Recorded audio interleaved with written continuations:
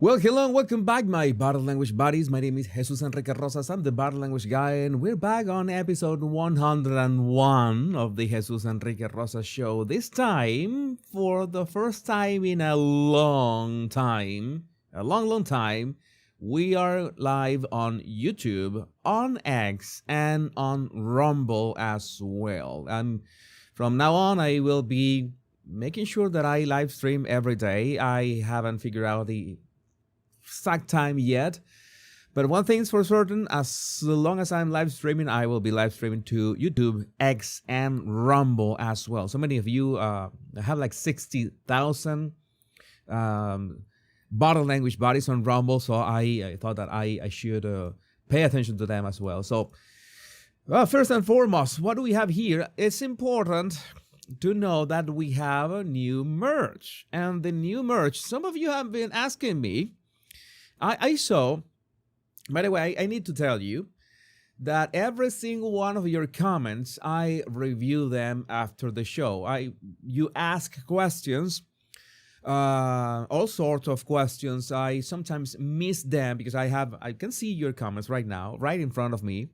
But sometimes I'm just, doing my stuff, just doing my show, and I can't keep an eye on all your comments. But I see your questions, and I saw a couple of questions about what does more, as in more, mean. What does more mean? Well, that is let's say a typo or exaggerated way of saying more. It's just more.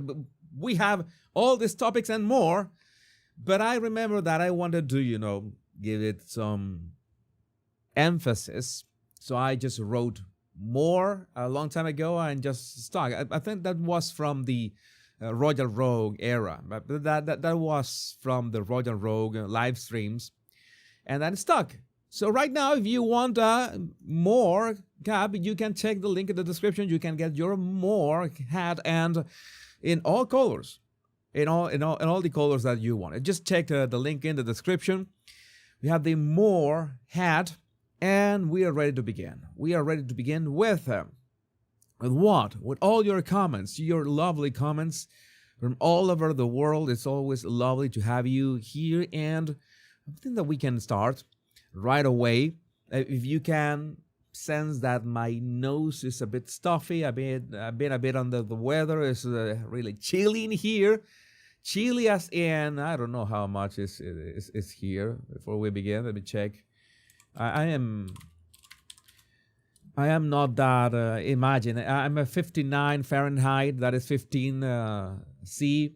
That is not that chilly, but I was born in 32 C, which, by the way, is close to 90 F. So it's like if you slash that natural weather in half, for me, I begin to I have these issues. But we're here, and we are very, very ready to begin. Let me make sure that I have everything that I need here, and the sound is okay, because we had problems yesterday with the sound, as usual, for the 100th episode.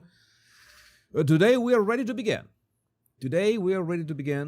I share with Trump giving the middle finger. I wear it in front of my cousin to give her something to get mad at. That is interesting. Sadly, I cannot generate that kind of content for my merch.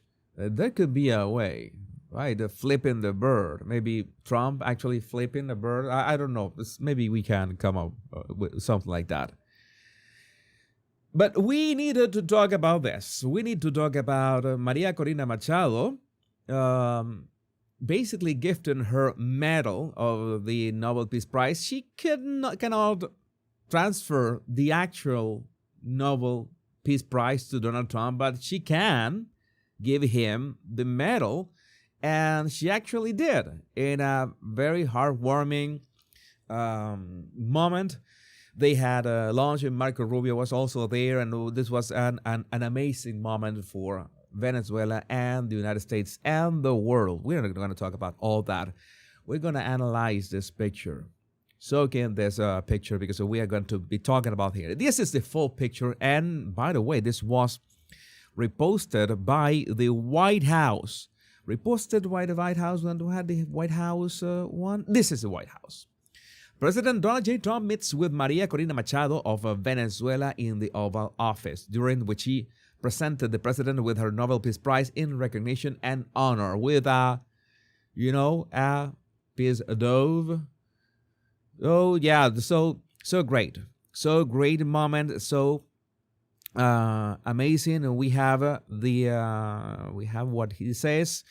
To President Donald J. Trump, in gratitude for your extraordinary leadership in promoting peace through strength, advancing diplomacy, and defending liberty and prosperity. I'm going to tell you something. I'm going to say it not only in behalf of all Venezuelans, but also the world. I'm pretty sure that Donald Trump is going to be one of the most consequential president figures of our times with all that he is doing. It is just amazing what he's been doing in just 1 year of his second mandate, and I'm pretty sure he's going to do a lot more. And this has been a wild ride. We're going to be talking about all the obstacles and challenges as well. But a reporter asked Machado, "Did you offer to President Trump your Nobel Peace Prize?" And she said, "I presented the President of the United States the medal, the Nobel Peace Prize. 200 years ago, General Lafayette gave Simón Bolívar a medal with George Washington's face on it. He kept that medal for the rest of his life." And yeah, in fact, Simón Bolívar, the liberator not only of Venezuela, but many other countries of Latin America, he wore that medal in basically all the time, a medal with the effigy of George Washington. 200 years in history, the people of Bolivar are giving back to the heir of Washington a medal, in this case the Medal of the Nobel Peace Prize, as a recognition for his unique commitment with our freedom. So amazing. For me, it has been just great. Maria Corina Machado from the Heritage Foundation about her meeting with Trump. "I was impacted by his concern about Venezuelans, about the kids, about the families, about the elderly. I had a conversation with a human being who is concerned with what is going on with us." That's what Machado says. So again, there has been so much great news, and I'm really pleased that so many of you have been following me and my videos about the United States and Venezuela thing, and so many of you have understood how critical is Venezuela for the interests of the United States and for the interests of the region, for the Western Hemisphere. The embassy of the United States back in the day, this was a while ago. We remember Simón Bolívar, who used to wear a medallion with the image of George Washington. We don't have these bills anymore. Like a long time ago, 10 bolívares. That was a while ago. But in those, we have Simón Bolívar, and you could see in the illustration, there was the medallion with George Washington. It is a bit small here, but yeah, it is a fact. I checked that. It was interesting. I didn't know. On May 25, 1825, the liberator Simón Bolívar received several gifts from the family of George Washington. One of them was a medallion bearing the portrait of the hero of Mount Vernon.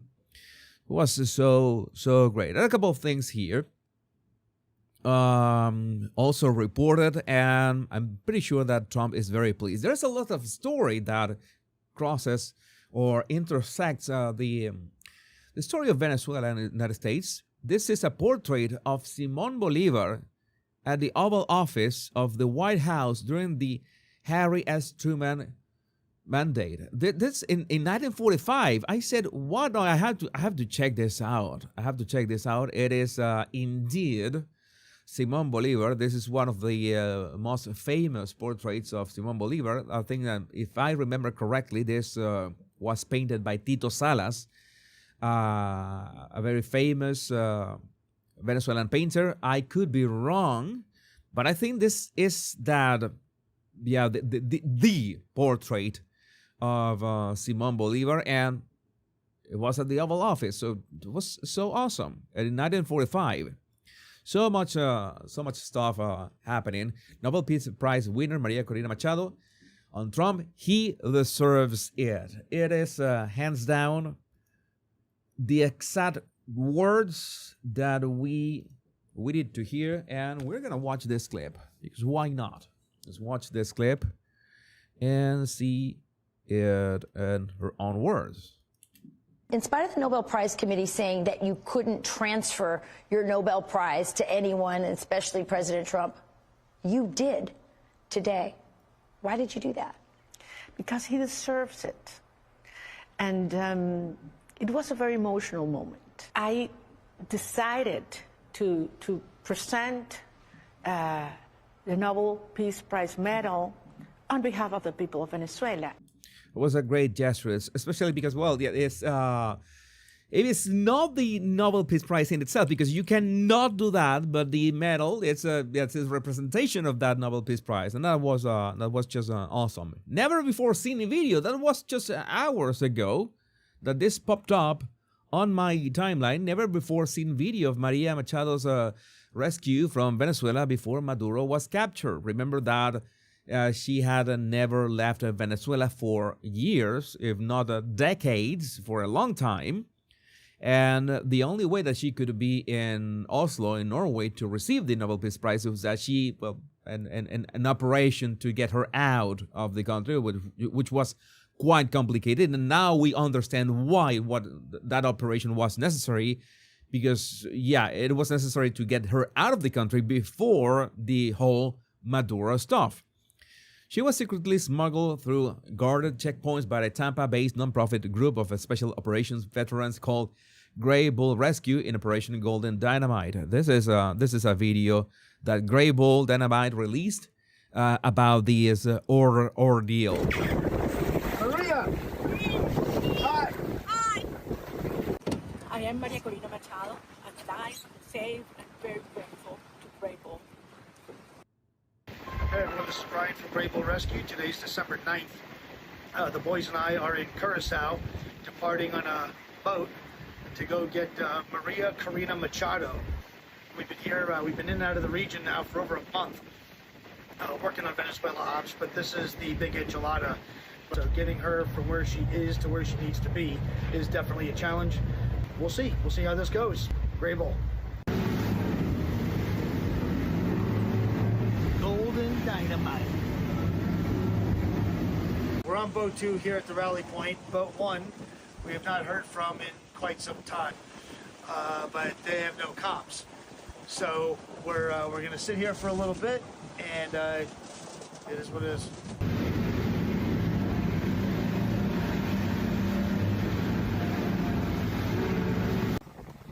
Yeah. Pitch black. Maria! Hi! Hi. Do you have a suitcase or a bag, or what do you have? Yes, I have a bag. Is there at the same Here it comes, Brian. Here it comes. Guys.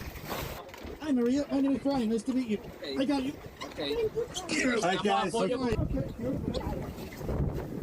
Underway in 2 minutes. So wet and so cold. Okay, go ahead. Okay. I am Maria Corina Machado, alive, safe, and very grateful to Grey Bull. Jackpot, jackpot, jackpot. Objective Golden Dynamite. En route Curacao at this time. BLS2. So such an amazing mission. Such an amazing mission, and this is pitch black. I remember that they had issues because I think the boat was bringing Maria to the rendezvous spot, lost the GPS, so they were like going in circles, and so it was really dangerous. Rick Scott. It was great to see my friend and tireless freedom fighter Maria Corina, and thank her in person for everything she has done to bring a new day of hope to Venezuela. And that hope is coming faster and faster. But there are things that need to be addressed. because this story is getting weirder in the Venezuela side. We know that Maria Corina is not in Venezuela right now. I don't think that she has plans of going back unless this is sorted out. You know that Delcy Rodriguez is the actual interim president, or I don't know what it's called. I still don't know what it's called. I think that's an E, but I don't always forget what is that E. What does that E mean?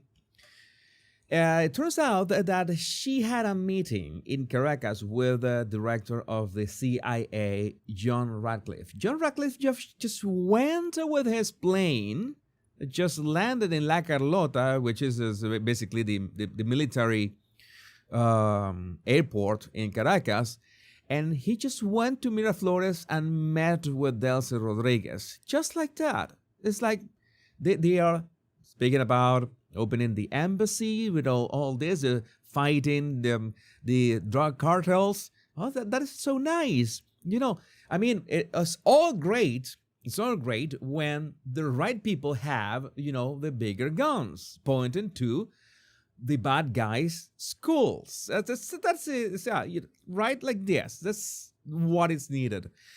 In case anybody still has doubts of who betrayed Maduro, it seems that it was the Rodriguez brothers who basically double-crossed Maduro, and they handed him to the authorities. They had this exchange. I wouldn't be surprised. And right now are then the pragmatists who said, we're going to deal with the United States, our new friends. No, you know, every time that we have said the imperialism, the Uncle Sam, all that was just an exaggeration. We were joking. That was satire. We were joking. We are friends. We can be friends. Even the New York Times acknowledges this. CIA director meets with Venezuela's interim president in Caracas. The high-profile visit, which could be seen as snubbing the opposition, comes nearly 2 weeks after the U.S. military seized President Nicolas Maduro in a raid. And some people are saying, in Venezuela, and I can understand, does this mean that these people are going to remain in power? But the thing is that they are not the ones in power. They are just, pulling the levers, because, as you can remember, Delcy Rodriguez has access to pulling the levers. Maria Corina Machado doesn't have any leverage in any of the factions of Venezuela. But it's not Delcy the one who decides which levers to pull. It is this guy, the one who is calling the shots. That's what Trump is doing. Reported, why align with Delcy Rodriguez and not with Machado? And that this is what Donald Trump said. Start with my headphones. Why align with Delcy Rodriguez and the remnants of the Maduro regime and not with Machado, who has the support of the Venezuelan people? Well, if you ever remember a place called Iraq where everybody was fired, every single person, the police, the generals, everybody was fired, and they ended up being ISIS.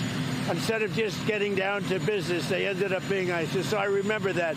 But I'll tell you, I had a great meeting yesterday by a person who I have a lot of respect for, and she has respect, obviously, for me and our country. And she gave me her Nobel Prize. But I'll tell you what, I got to know her. I never met her before, and I was very, very impressed. She's this is a fine woman. So he was saying that this meeting with Maria Corina Machado was great, that she was amazing, but again, in this transition, that's what we need to understand. You need to deal with the ones who can, have access to the machine behind everything that is the workings of Venezuela. Down the line, I can imagine that it's going to be a cleanup, and if the usual suspects resists this cleanup, well, maybe they will have a visit the same way that Maduro had a visit that fateful night. And I'm here for it. It's just the timest of times. It's the timest of time. Let me see there are a couple of super chats here that I want to address. Yeah, very interesting topic, Margie. It was fascinating how in how many ways Venezuela has influenced the world since very long. I could speak about Francisco de Miranda as well. This is amazing guy who had this adventure that you won't believe. I should talk about Francisco de Miranda at some point.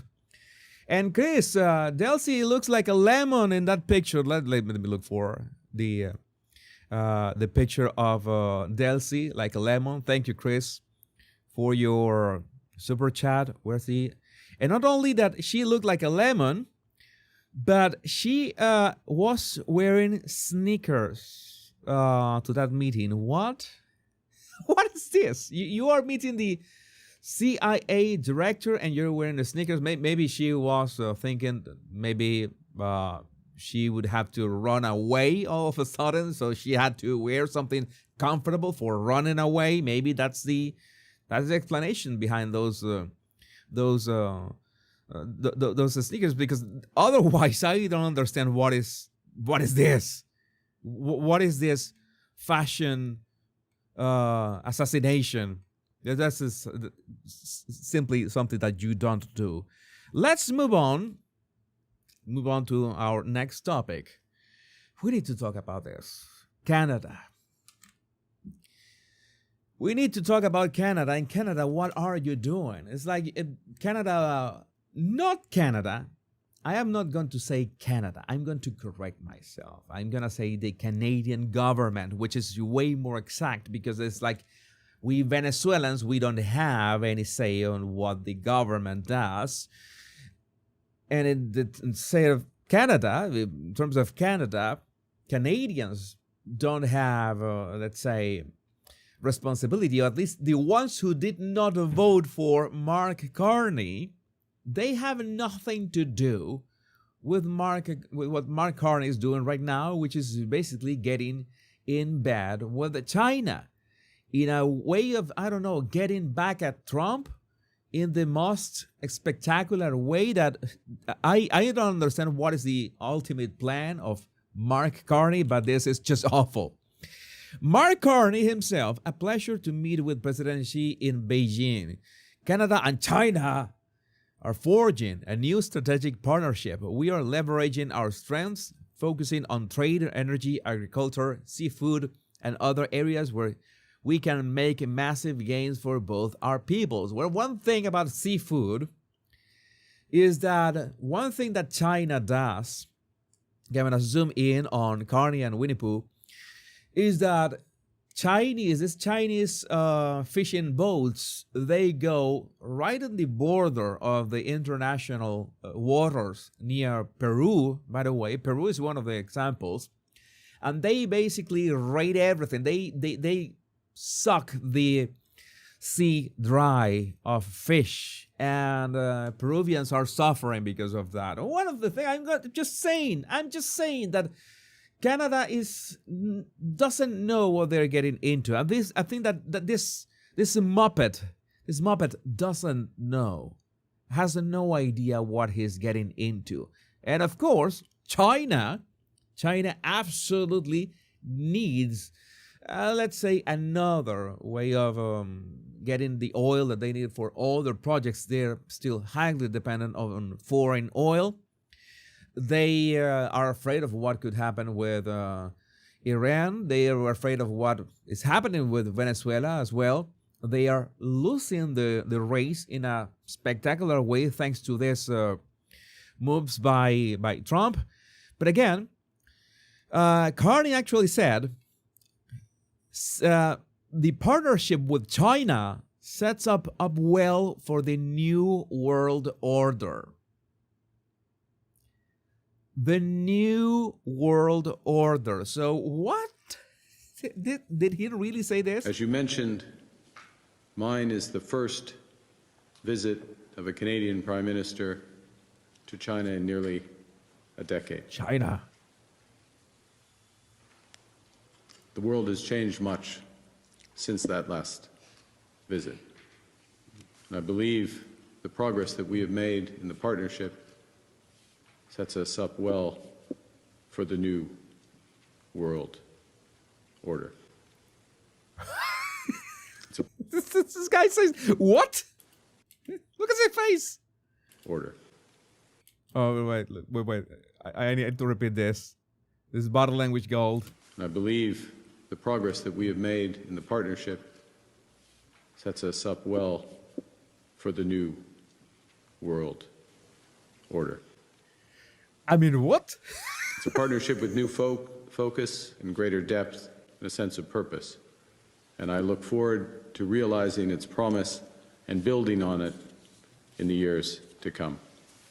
And the guy really speaks like he lacks something, like maybe a Red Bull or maybe a black coffee, something. It's like the amount of low beta energy is it's something, it's pathetic.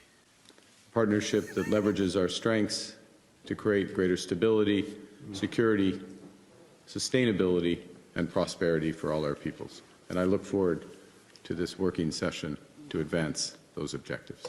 All right, Canada is so F up. Canada is so F up. Today a reporter asks, what do you mean our new relationship with China will bring a new world order? What is the new world order? Is the architecture, the multilateral system being eroded, undercut? He's gonna go full Meghan Markle. He's gonna go full Meghan Markle, and let's watch this. Prime Minister Brian Platt with Bloomberg News. Yesterday when you met with Premier Lee, one of the things you said in the public remarks was this partnership, Canada and China, this new partnership sets us up well for the new world order. What did you mean by that? What is the new world order? Well, it's a great question, Brian, because I think the world is still determining what that order is going to be. And let's be clear what we're talking about first and foremost, which is what is going to govern global trade? What is the role of the WTO going to be? How important are bilateral deals such as the one we're developing, plurilateral deals, if I can use that term, Trans-Pacific Partnership, potential linkages between Trans-Pacific Partnership and the EU? Where is financial regulation, payment system regulation going to fit into that? All of these aspects, I use fancy words like the architecture, the multilateral system that has been developing these is being eroded, to use a polite term, undercut, use another term. So the question is, what gets built in that place? How much of a patchwork is it? How much is it just on a bilateral basis? Or where do like-minded countries in certain areas? So like-minded countries, just to be clear, doesn't mean you agree on everything. Aspects, for example, on digital trade or agricultural trade, climate finance as another area, to move into areas of geostrategy, geosecurity. You will have different coalitions that are formed. So what this partnership does is in areas, for example, of clean energy, conventional energy, agriculture, as we were just talking about, and financial services, which we've talked less about, but the evolution of the global financial system, the role of the renminbi over time. Honestly, I want to. It's a bit late. I should be sleeping a bit more. I should be, I don't know, paying more attention. But I paying attention to what he's saying. But I understand every single word. I understand the structure of the sentences, but I can't make any sense of what he's saying. I mean, it's so dense, and I don't think I am dumb or anything, but I really don't get anything from what he's saying. It's like complete and absolute emptiness. Trump wants Canada. People are saying, why not trade? Let's trade Minnesota for Alberta. Canada gets Minnesota and the United States gets Alberta. Why not? That would be interesting. I'm gonna paste that meme right at the end of this. Which of these two men do you agree with? There's this montage, and the most important thing is the first part when basically less than 1 year ago, he said that the biggest security threat to Canada was, yeah, you guessed that right. I think the biggest security threat to Canada is China. We're heartened by the leadership of President Xi Jinping and the speed with which our relationship has progressed in recent months. And I believe it is amazing. It is amazing. And we need, speaking about China, I wanted to do some kind of segue or connection with, the Chinese. China wants their money back. You know that they had these huge loans to Venezuela back in the day, and Venezuela still owes $20 billion to China. While we discuss this, I'm gonna copy and paste this meme. Is important to just have an idea of what we're talking about. What we're talking about here in exchanging this should the proposed new border with Canada. We take Alberta, Canada gets Minnesota. What do you think about that? What do you think about that? That that would be awesome.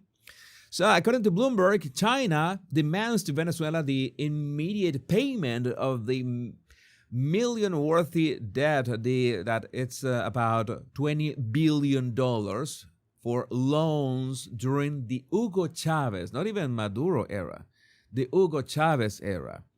So China would be pressuring about this, and China wants their money back. What is going to happen? I don't know.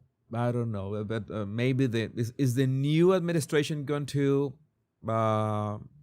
let's say, uphold those contracts? We don't know. But in the meantime, we know that China needs to make sure to, I don't know how to say this, to fool any sucker that falls for it. And it guess that Mark Carney is the first one of, I hope that not that many, but it's Mark Carney. And I'm really sorry for Canada. This is embarrassing.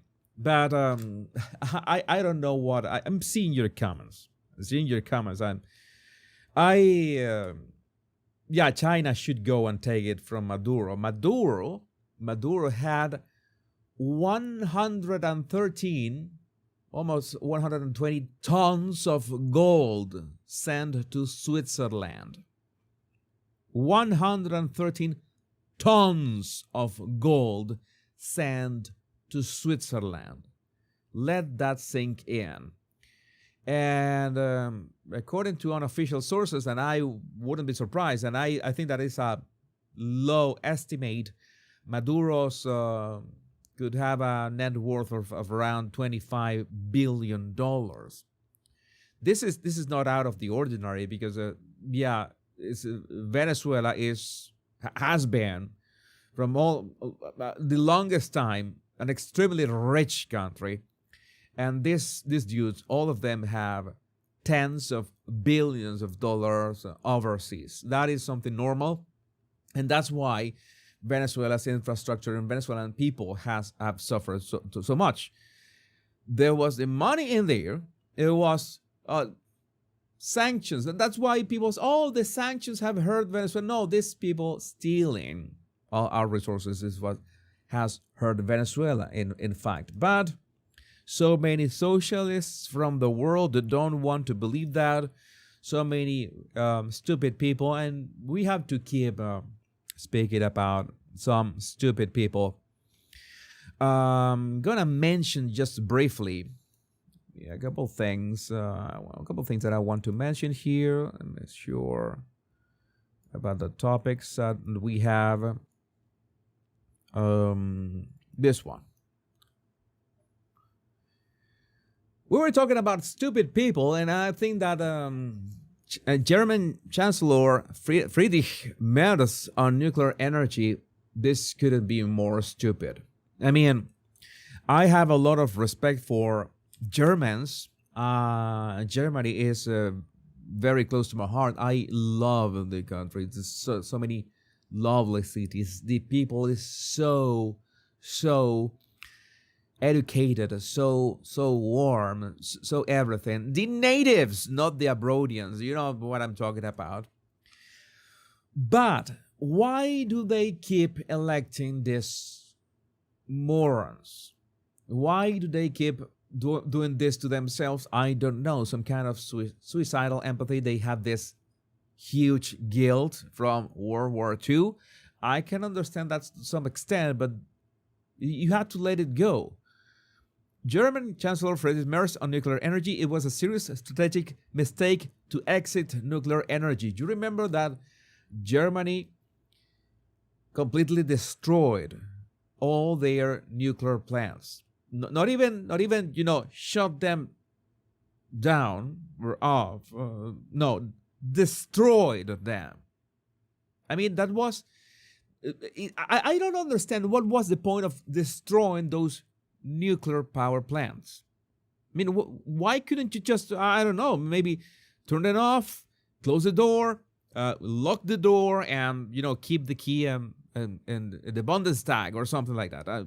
Why destroy them? I never understood that. We are now undertaking the most expensive energy transition in the entire world. I know of no other country that makes things so difficult and expensive as Germany. Yeah, because I don't know what kind of, if this is malice. You know that there's what is called Hanlon's razor. There is Occam's razor, that usually the easiest explanation is the correct one, but Hanlon's razor is never confused malice with stupidity. And I have no idea if this is malice or stupidity, or is a mix of the two. But if I said that it is stupidity, I would have some pity for them, because naturally, if you're empathetic, you would have pity for stupid people. Or he's just a stupid. He doesn't know better. But I can't say that these people doesn't know what they're doing. Andrew Cotte, friendly reminder, the first German chancellor to initiate phase out of all nuclear by 2022, went to work for Russian oil and gas firms when he left office. Say his name, Gerhard Schroeder. It's a nice conflict of interest in there, because if you decide that your country is not going to use nuclear anymore because nuclear bad for some reason, nuclear dangerous, when we know that reactors, type 4 reactors right now, are as safe as you can imagine. Everybody mentions Fukushima, everybody mentions Chernobyl, everybody mentions 3 Mile Island, and that's it. You have absolutely no other example, and we kind of know why did Chernobyl happen and how could have it been prevented. We know how 3 Mile Island could have been prevented. We absolutely know how Fukushima could have been prevented. I think that was the most retarded of that all, and that pains me to say that the reason Fukushima happened in Japan was completely preventable by months in advance. It is baffling that so much bureaucracy in Japan led to Fukushima, but you just have only 3 examples. Nuclear power is as clean as it gets, as efficient as it gets. I know that people who seem to know what they're doing, like Elon Musk, says that solar power is much better, is safer. It's solar power is infinitely safer, of course. You need the ability to have the batteries as well to be able to hoard all that energy. But you have instant energy and clean energy with nuclear. Why just make it go away? I don't understand. Kevin Dalton, President Trump in 2018, Germany will become totally dependent on Russian energy if it does not immediately change course. But it was by design, because if the people who were in charge then went to work for Russian oil and gas firms, it was perfect. It was like underhand and saying that, oh, you know what, maybe you should tell all your, you should guilt trip your compatriots to say we need to get rid of nuclear energy, so they have to depend on Russian oil and gas. And that is one of the crazy stuff that they say all these things about Russia and Ukraine, but at the same time they have to depend on Russia for energy. That is, I have to find out more about that. But I think that the more I try to find out, the more retarded everyone seems. I still want to have some hopes for the ones who have power in the world. But yeah, some of you are saying that don't get me started with Keir Starmer. But it's something that these globalists want to destroy their countries, their cultures in the first place. I mean, they really want to do it. That's why I can't say they are stupid or anything.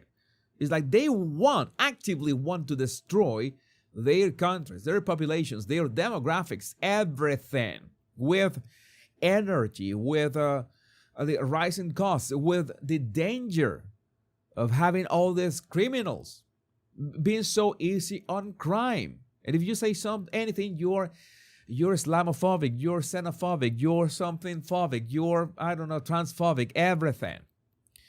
So, Germany in 2018, LOL, Orange Man, you're crazy. And now in 2026, turns out that the Orange Man was right.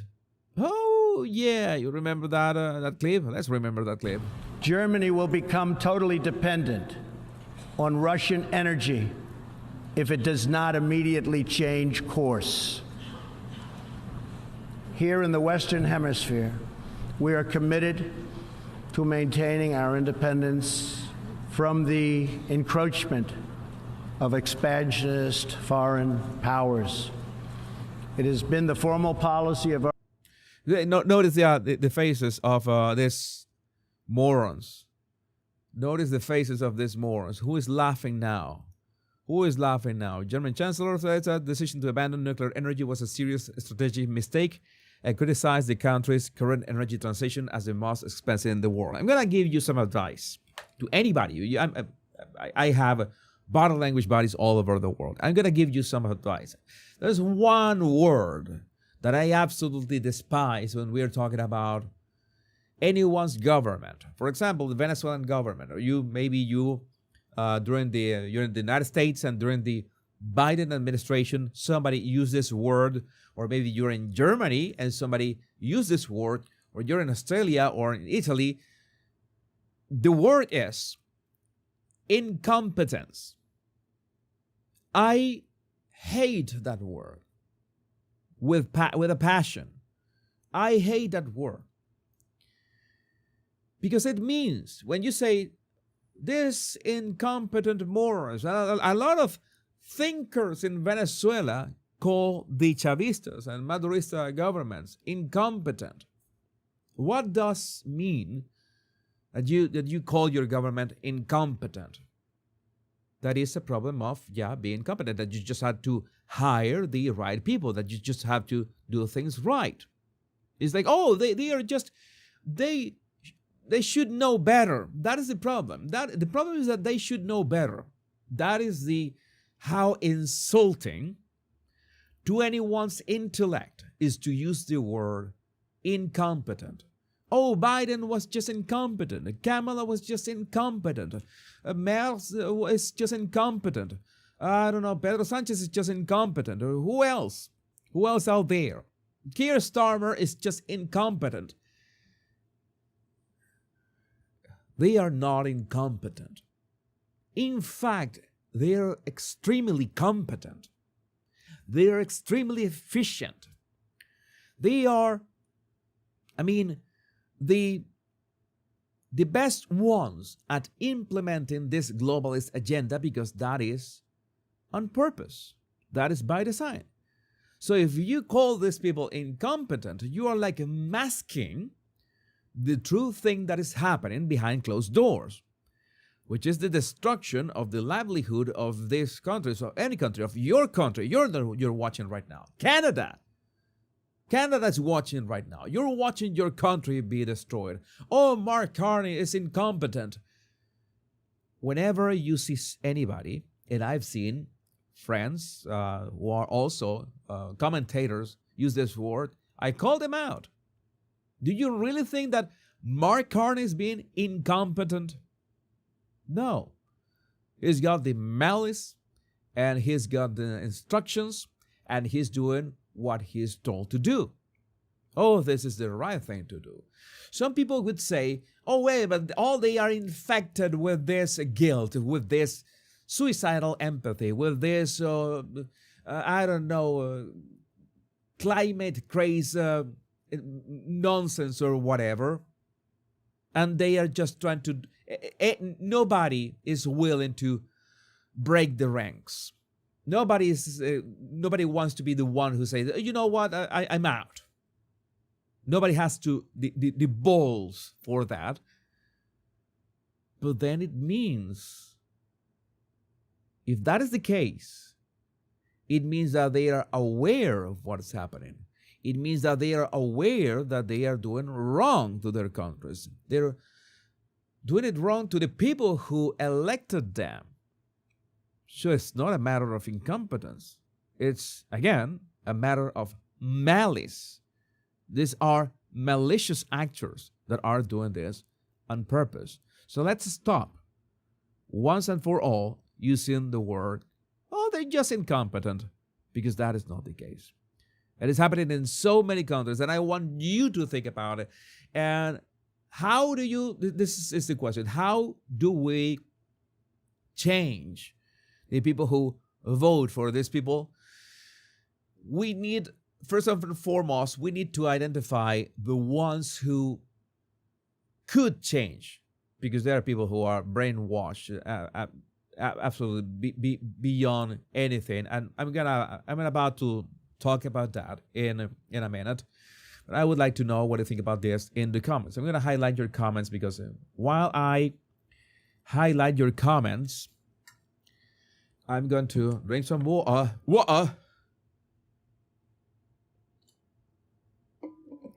And show you an example of how brainwash can be somebody. I'm gonna do it right now. I have this example right here. Okay. Just remember that we have the MOAR merch, your MOAR hat. Link in the description of this video to get your MOAR hat. If you don't know what MOAR is, it's a distortion of more. Just the more that is in my shows. But we need to talk about this. We need to talk about this things that keep happening with ICE. You know that there's some kind of, I don't know, this infatuation, this obsession of this low IQ people, completely brainwashed morons, trying to fight law enforcement. And ICE in the United States is just trying to make sense of all the people who entered under the Biden administration and shouldn't be in the United States in the first place. But it turns out there's this non-negligible group of people who have taken to themselves, have taken to heart, we needed to defend the Abrodians. We need to defend the Somalians. We need to defend the Guatemalans, the Venezuelans, all these illegals that are in U.S. soil. Oh, we need to go and hug them. I miss the days when you had hippies that hugged trees. Hugging trees is in fact something that should be done. It's healthy, in fact. But now it's hug an Abrodian. And beyond that, protect an Abrodian with your life. It's possible. And that's how we get to this kind of events. ICE protester who lost his vision while attempting to stop an arrest in Minneapolis. I will be blind for life. I have fractures in my skull that they can't fix. They said it was a miracle I survived. And my advice to you and to anybody who has this attitude, have you tried? I don't know. Not getting in the way of law enforcement doing their job. Maybe you can stay at home. Maybe you can send an angry tweet. Oh, ice pigs, how you dare do this? That could help. Why are you so, I don't know how to put this, daft, that you have to put yourself in harm's way? For who?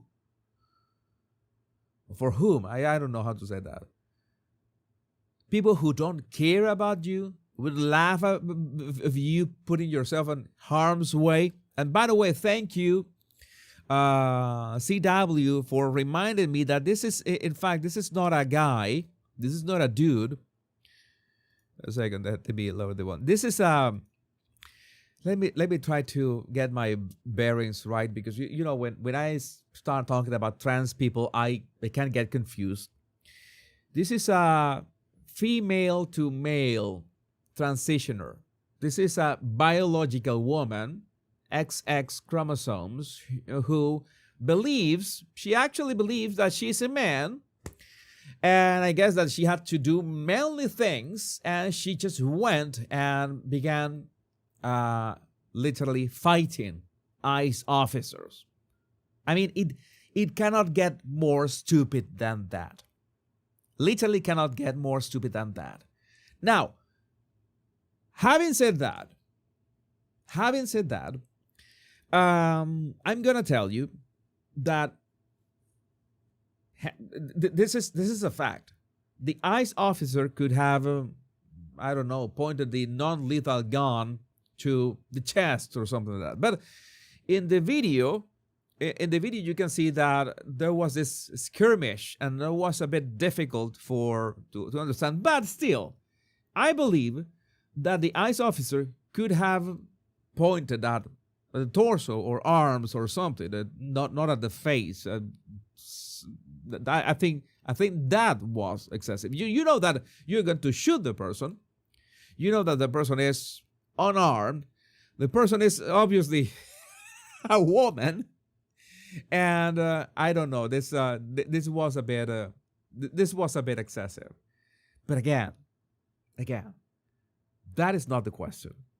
The question is that maybe you could consider your chances. What are you risking? And that is one of the things that we are dealing nowadays. We are dealing with a crisis of lack of purpose. People don't have purpose anymore. People are not having kids, not having passions and dreams and goals and whatever, something to live for, something to actually give your life for, because it's not just dying for. Dying for is easy. Dying for something is easy, but giving your life for something, giving your life for your sons and daughters, doesn't mean that you're going to die for them. It means that you're going to give your life energy to them for something that is greater than you, maybe for your community, maybe for your friends, maybe for your family. I don't know. And people lack that. People lack God in their lives. People lack family. People lack a sense of purpose. And in the face of this complete lack of spirituality, of an emotional scaffold, they look at themselves in the mirror and they actually say, you know what? I am going to go out there and I'm going to go hand-to-hand combat with trained dudes that weighed like 100 pounds more than me, because YOLO or something like that. Again, it is not stupid. It is stupid, in fact. It is stupid, but I don't want to label it as stupid. I want to label it as a crisis that people have. We have every single way to have a comfortable life. I know people that are dealing with bills. I know that people that are trying to make it to the end of the month that are in this stress. It seems that these are not the kind of people who are dealing with that. It's like Renee Good, by the way. Renee Good, who, let's say that she didn't have any problem with her bills, it seems. She had no problem with her bills. And she was just out there. Just, hey, you know what? Had no problem going to protest. And they had some fancy iPhones as well. Who pays for all that? I don't know. But it doesn't look like they were scraping or trying to get by or anything. So that is a problem at the same time. You get too comfortable without a purpose, without something greater than yourself, without something out of yourself, you're going to do stupid things. And my advice is very simple. Don't do stupid things. You can spend months without doing stupid things as long as you pick things to do to help your community, but not precisely. Let's say that it's not helping the community, the part of the community that doesn't care anything about you. But I would really like to sit down to these people and ask them, why do you do what you do? Why do you fight ICE? Why do you fight? Why you stand for people who don't care about you? I have zero idea. I'm sure that there will be nuanced answers, but when you do this kind of things, this kind of things, you know that there's a problem in society. There's a greater problem in society that has to be solved, and urgently. Very, very urgently. I'm going to highlight your chat because I knew that I had some content here that I'm not seeing, that I lost. Sometimes it happens that I begin to move things around and I just destroy. I had Trump. Let me see if I can just. No, I destroyed this. I destroyed this completely. Oh my God. I had a section of Trump talking about this woman, Renee Good, and when it must have been when I restarted this, I just lost this segment. My God, I just lost the segment. We're 1 hour. We need to talk about a couple more topics. We still have topics. Still have a couple topics that we could talk about. Let me see. Okay. I think we can talk about one more topic today. I don't want to push my voice that much, and I don't want to go to bed that late. But we need to talk about the dastardly duo, the Monte Shit Show.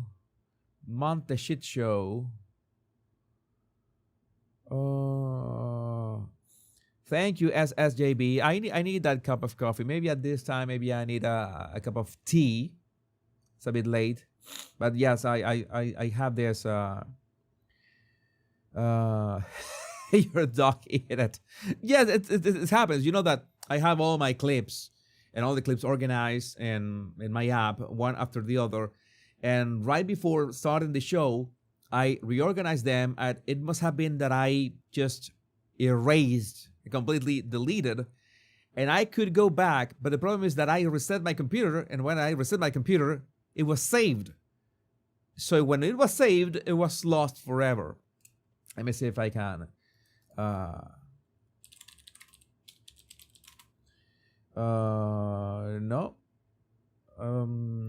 Okay, but let's move on.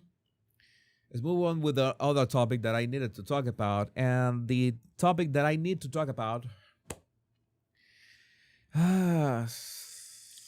We need to talk about the Harkles and a bit of Gavin Newsom as well. You know that California is a mess in many ways, but also because Harry and Meghan. And before we talk about Harry and Meghan and Gavin Newsom, we need to address this hero.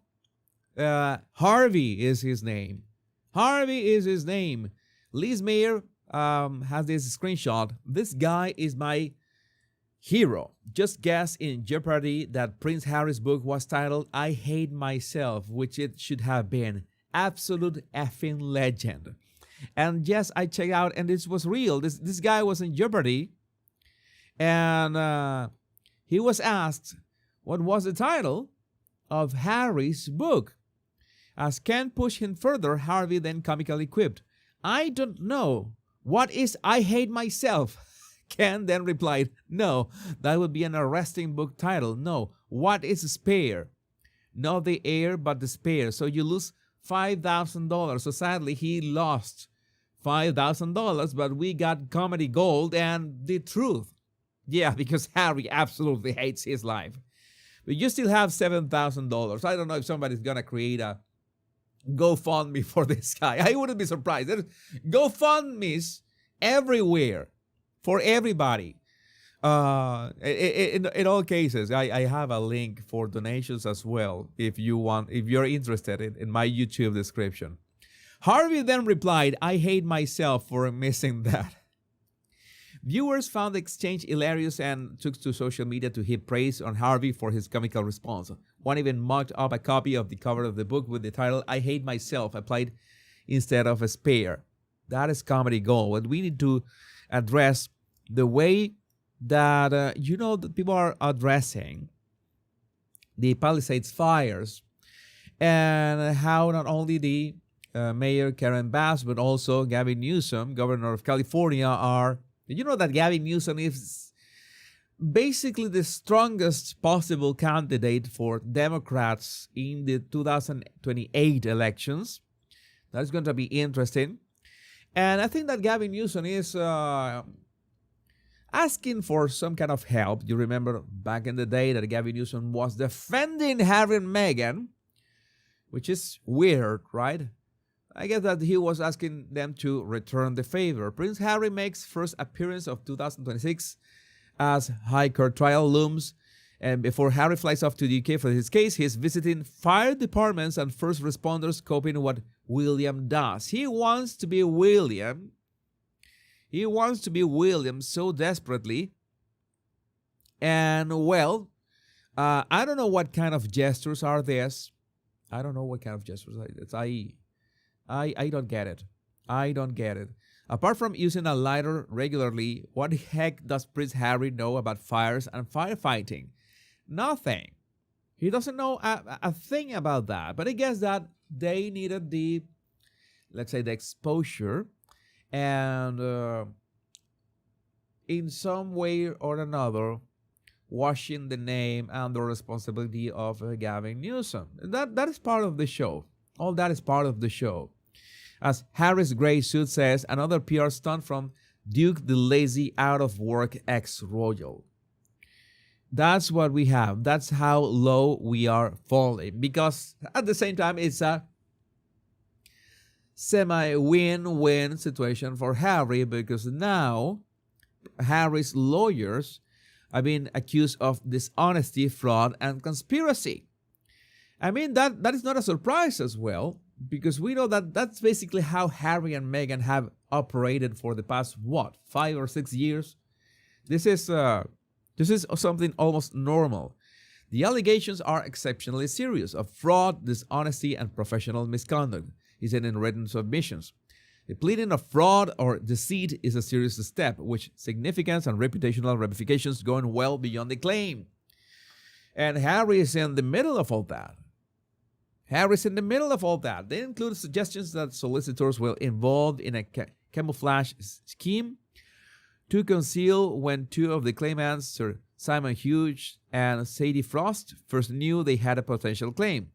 The publisher also alleged a solicitor and a member of the research team deliberately and fraudulently created a misleading email chain that payments had been made for sworn evidence. Oh, this is great.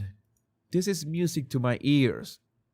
In another development ahead of the 9-week, £38 million trial, the court heard that Gavin Burrows, the private investigator whose disputed evidence was instrumental in persuading many of the claimants to sue, believes there was been a blatant attempt to intimidate him on the eve of the trial. So, who was intimidating him? I guess that his evidence was instrumental in suing these newspapers. I don't know. This is a bit weird. But again, Prince Harry has marked his first appearance of 2026 by spending time at Santa Barbara fire stations in California, where he learned about the realities of emergency response or lack thereof, because you remember that they couldn't respond to the Palisades fires because the tanks where the reservoirs with the water were empty. And who was responsible for that? Karen Bass. And where was Karen Bass? On a trip to, I don't know, somewhere else, maybe in Africa or something. Prince Harry joined John Mills, the co-founder and CEO of Watch Duty, to learn about brush trucks, rescue ATVs, and thermal search and rescue drones. Archwell Philanthropies, which is the mask that now Archwell uses to look legit in the face of all these accusations of, the math that doesn't math, the money that is nowhere to be found. The charitable foundation founded by Prince Harry and Meghan were supporters of Watch Duty during the LA fires in 2025. So we can say that Watch Duty was marked as well. Watch Duty was marked as well. An Instagram post by Watch Duty read, "Firefighters shared that Watch Duty plays a huge role in their work, and we're proud to provide them with the best information. When seconds count, giving first responders access to clear real-time insights can shape decisions that protect our neighborhoods. Water is necessary for that." Where was the water? That is the big question. Was that on purpose? Was allegedly. I don't want to get into trouble, but you know that the economic and financial interests after what had happened to the Palisades and so many areas were devastated by this is that they're going to just build this housing projects. And you know what happens when you give money to Gavin Newsom to a project in California. There are billions to build like one telephone booth or something like that, billions to build railroads that never come to fruition. There's billions and billions spent on DEI initiatives, and I guess that some other billions are spent on stealing the elections as well, because that's something that absolutely happens. I need to make that show about stealing elections. I need to make that show. Also, we need to remember how popular the royal family still is. I mean, we're talking about levels of popularity that William 77%, Catherine 74%. You know that William and Catherine are always doing this. Sometimes Catherine is ahead, sometimes William is ahead, but they're basically the power couple of the royals. And 70%, Princess Anne is absolute legend. Charles 60%, Edward 51%, Sophie 50%. I don't know why Edward and Sophie, especially Sophie, is 50%. Sophie should be at least 60% here. Camila 42%, Beatrice and Eugenie 37% and 36%, Harry 31%, and Meghan 19%. I still 19% for Meghan. That is a bit high for her. I thought that Meghan should be like 9%. I think that's Andrew here is not visible. Andrew should be in the last spot. 6%. Andrew is 6%. Or less than 6%. I think the approval is negligible. It's not even shown. It's like the 6 is neutral. Doesn't feel anything about Andrew. So this is the reality. Royal family is still massively popular. I was remember this thanks to IH Tianders 12. I should reach out to IH Tianders. How do I pronounce that? That one. Though William and I have talked about it once or twice, and he has made it very clear to me that his kids are not my responsibility, I still feel a responsibility knowing that out of those 3 children, at least one will end up like me, despair, and that hurts, that worries me. Harry, I have some bad news for you. That is not going to happen. I'm not going to get into a lot of details, but Harry, you have to understand that these kids have a different upbringing, have William and Catherine as parents, doesn't have the same troubles that you have, not only the troubles that you have because of your mother who was who died tragically, not only that, which is a tragedy in itself, but they do have the emotional scaffolding thanks to their parents that you never had. And well, it's a good thing that William was the one who was born first, because you are a mess, Harry. No, that this is not going to happen with the Wells children. I'm sorry to disappoint you. I know that you want to be this kind of ginger Nostradamus about your predictions about Charlotte or Louis are gonna feel like a spear. Not gonna happen, but keep wishing for that. Keep wishing for that.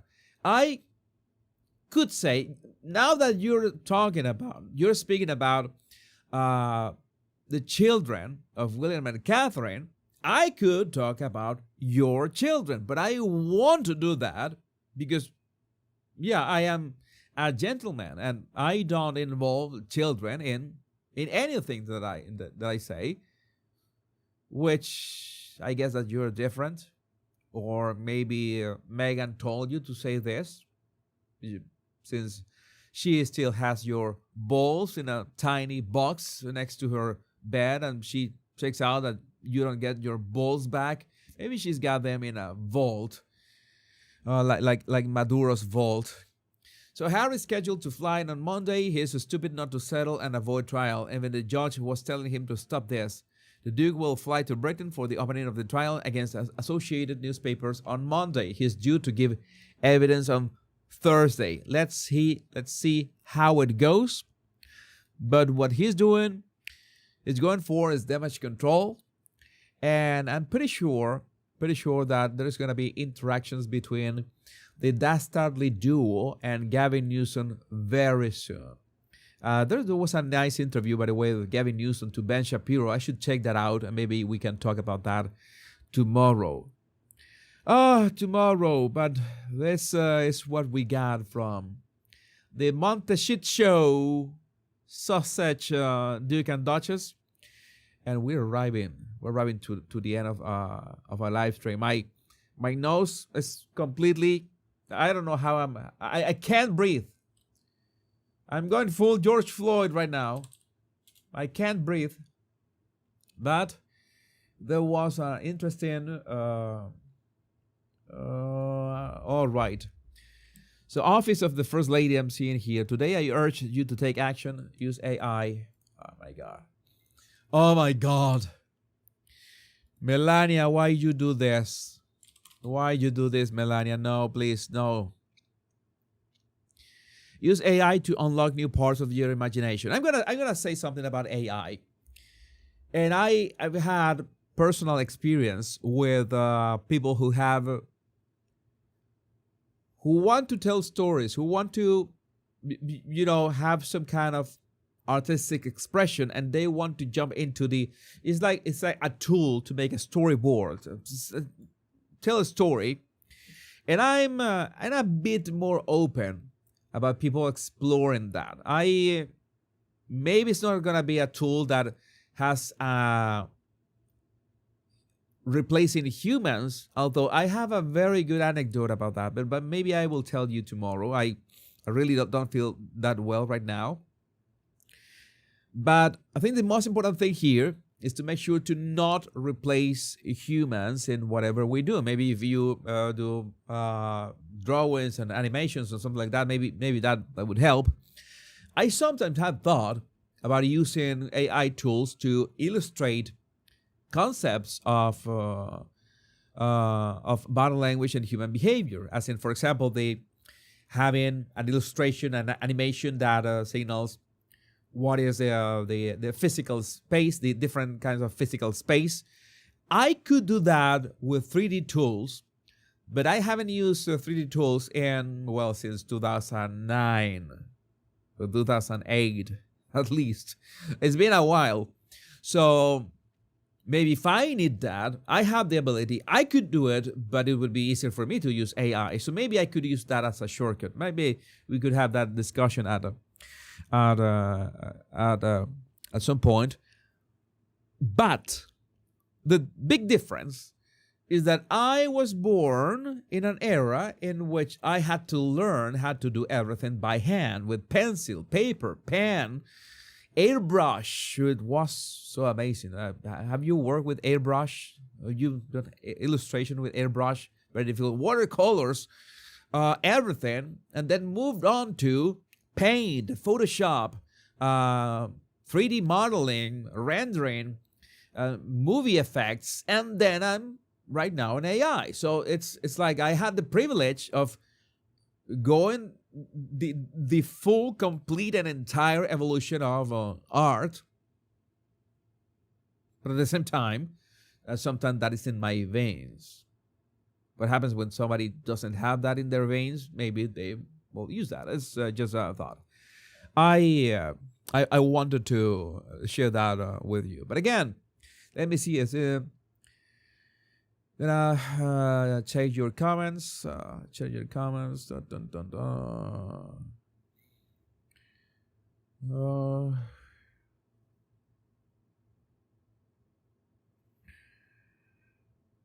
Let me see. Any comments here?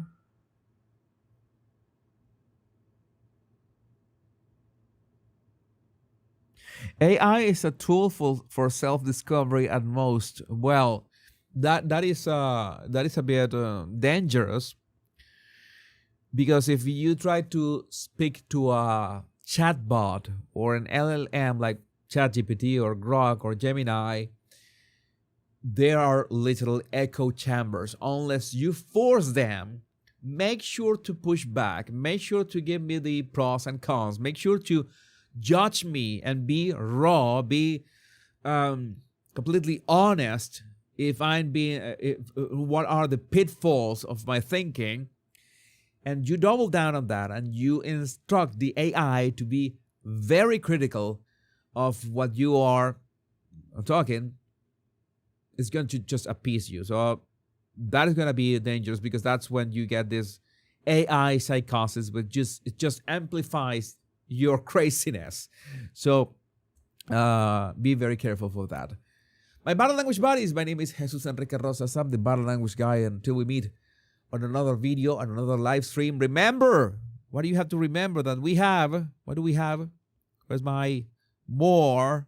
What is that MOAR? What does MOAR mean? Jesus, where's my MOAR hat? There's my MOAR hat. MOAR hat. Wake up, babe. New MOAR merch just dropped. Remember the most important words. Much love and bliss. Get your MOAR hats with the link in the description of this video. Take care. Be safe. I love every single one of you. Bye-bye.